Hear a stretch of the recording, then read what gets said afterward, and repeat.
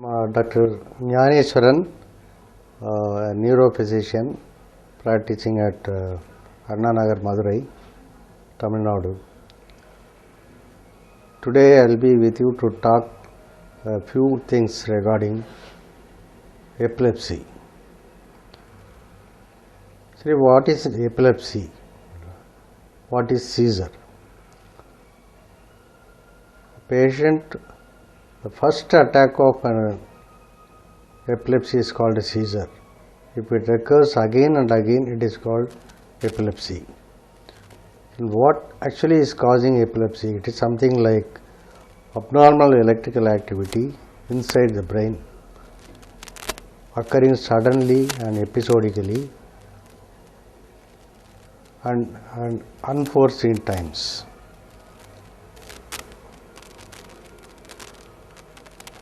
We can equate it something like an electrical storm inside the brain, and some used to call even as electrical tsunami inside the brain.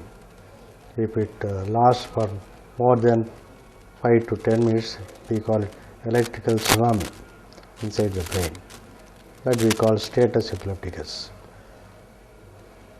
So, as such, epilepsy or seizures can occur in any age, even immediately after delivery up to death in old ages also.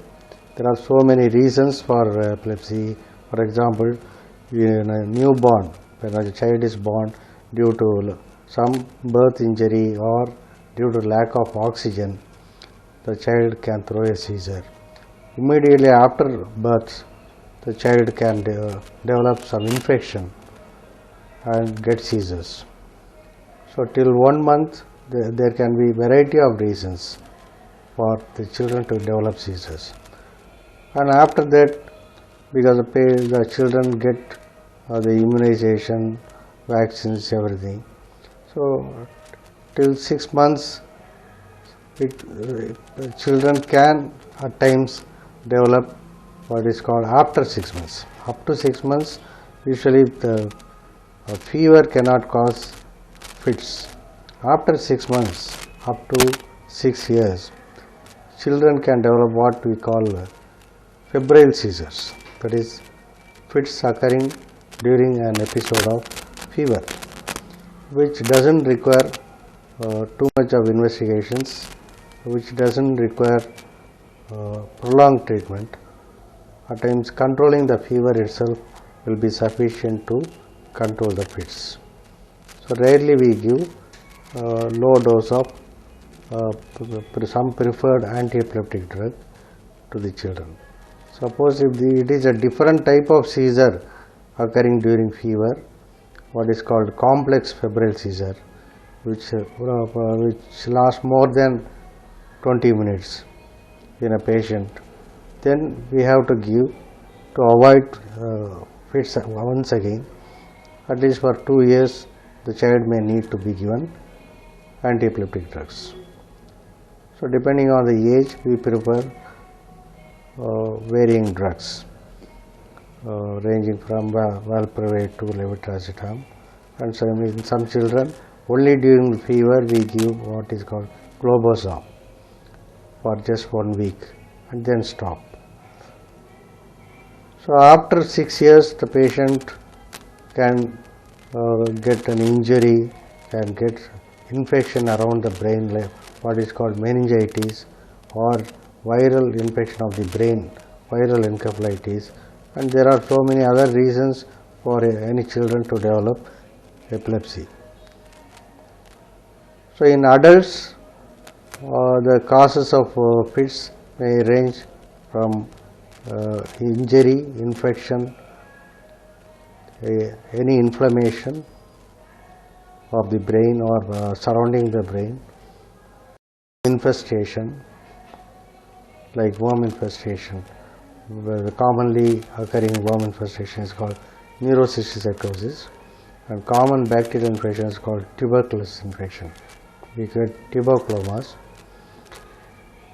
And after the age of 25, some patients develop fits without any reason. It is called idiopathic epilepsy, even after extensive investigation, will not be able to find any reason for the fits. It is called idiopathic epilepsy, which needs treatment for at least 2 to 3 years from the onset of fits. If the patient becomes seizure free or fit free after 3 years, we try to taper the drug and stop over a period of time.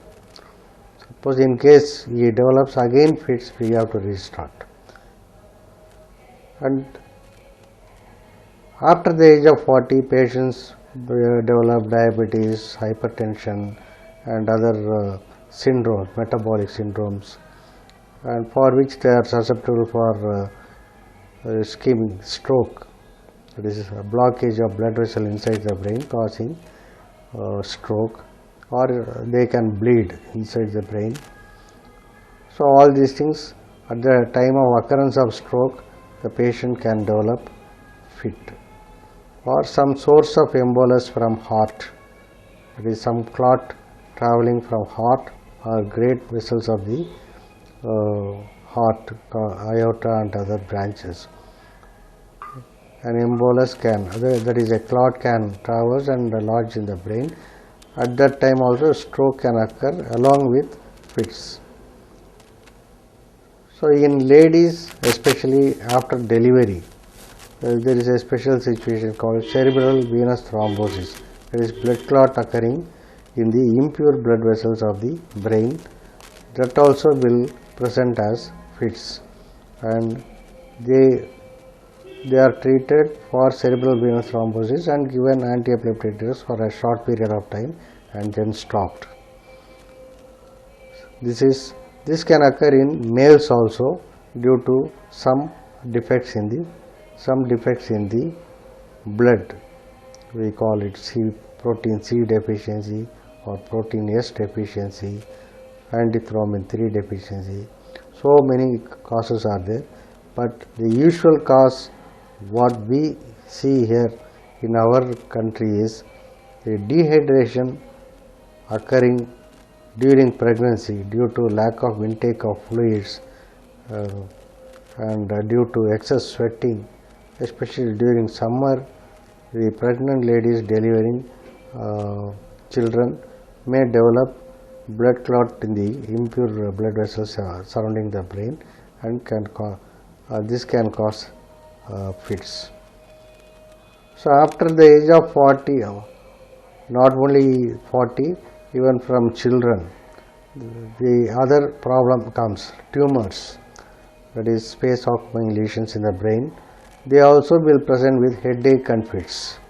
The fits depend on the location of the tumor or the space occupying lesion inside the brain, whether it is left side or right side, whether in the front aspect of the brain or back aspect of the brain.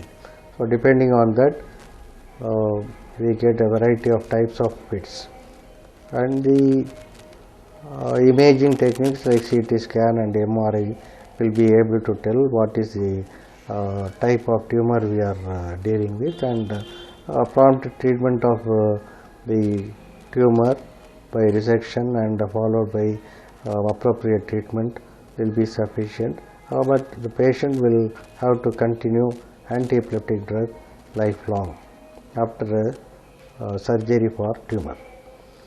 So in the elderly, other metabolic problems are more common cause of fits rather than other causes. Metabolic problems, the patient can develop low sodium in the blood, which can present as fits.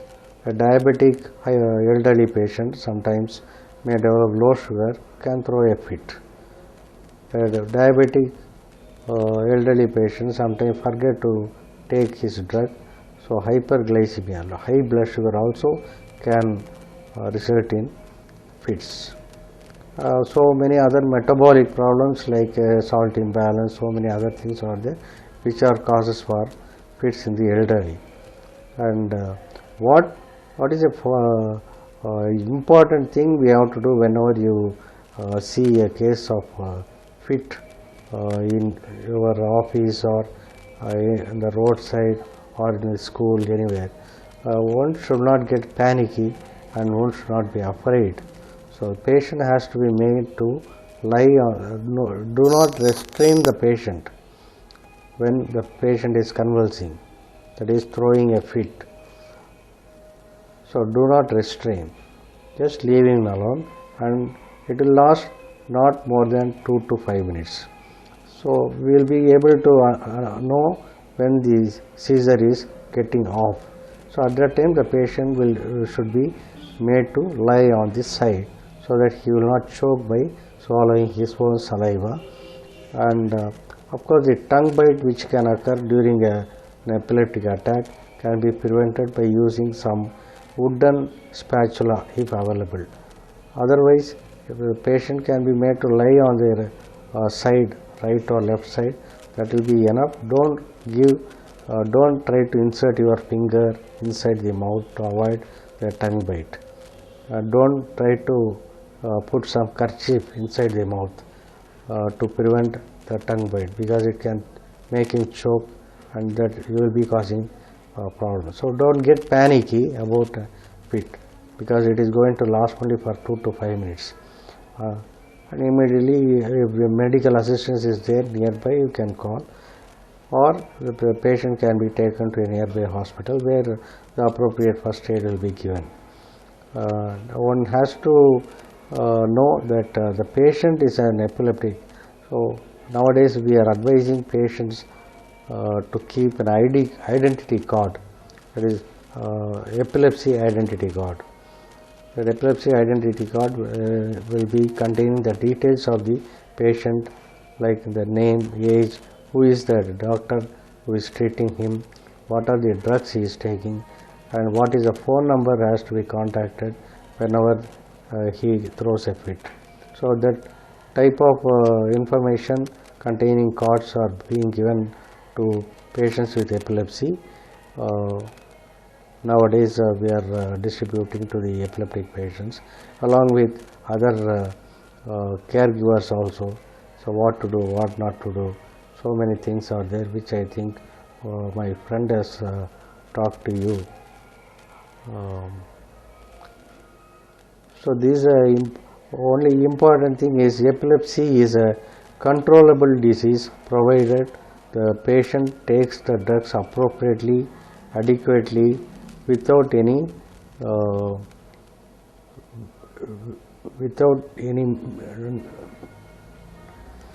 missing the drug, what we call drug incomplete. So patient should be drug compliant. He should take the drugs as and when advised, and in the proper dose which has been advised by the doctor, and he should not adjust his drugs on his own. And he should not forget to sleep adequately. Minimum 6 hours of sleep is a must for any patient with epilepsy. So even if he is a shift worker, suppose if he is doing a night shift, he has to compensate the sleep during day by sleeping continuously for at least 6 hours. So that will go a long way.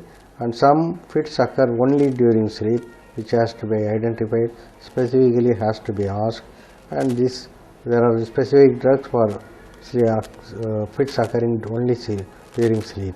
So this point has to be brought out by the doctor and can be told by the patient also. So now we have got a big armamentarium of drugs for epilepsy, unlike in the past when we had only 4 drugs, within which only we have to choose a combination. Nowadays we have got more than some 15 or 20 drugs available. Now we have got what is called first line drugs, then second line drugs, and third line drugs. So as such, we start with first line drugs and try to go to a maximum dosage depending on the seizure frequency, and once seizures are under control, we maintain the same dose. And if suppose there is a recurrence, we will see that it is not due to drug non-compliance, and if it is due to drug non-compliance, we will again ask them to continue the same dose of drugs. And suppose if the patient is drug compliant still getting seizures, we will understand, we will try to understand what is the cause for precipitating, whether any lack of sleep or intake of alcohol or excess coffee intake or excess stress, any other precipitating factors are there. So all these things will be analyzed, and then we will decide whether to add another drug or increase the dose of the drug. So in case of maximal dose of first drug, we will try to add a newer drug, second drug, which will be safer and which will not have interaction with the with the drug which the patient is already on, and we will try to mount up the dose slowly depending on the response. Usually with two drugs, most of the patients will get adequate control. If there are side effects with the two drugs, we will try to avoid the second drug which has caused the side effect and go for another drug which will not have the side effect. Now the treatment of epilepsy has become easier, except around less than 10% of patients will become what is called resistant epilepsy, pharmacoresistant, that is drug resistant epilepsy. In spite of taking more than 3 types of drugs, the patients will have at least 2 or 3 episodes of fits in a month. So these patients are now surgical resection or surgical procedures for epilepsy, and a lot of centers in India now are doing epilepsy surgery procedures after adequate analysis, and they have got their own protocols which will be decided depending on the type of epilepsy and depending on the drug dosage. I think that will be sufficient for today. Thank you very much for watching this video clipping.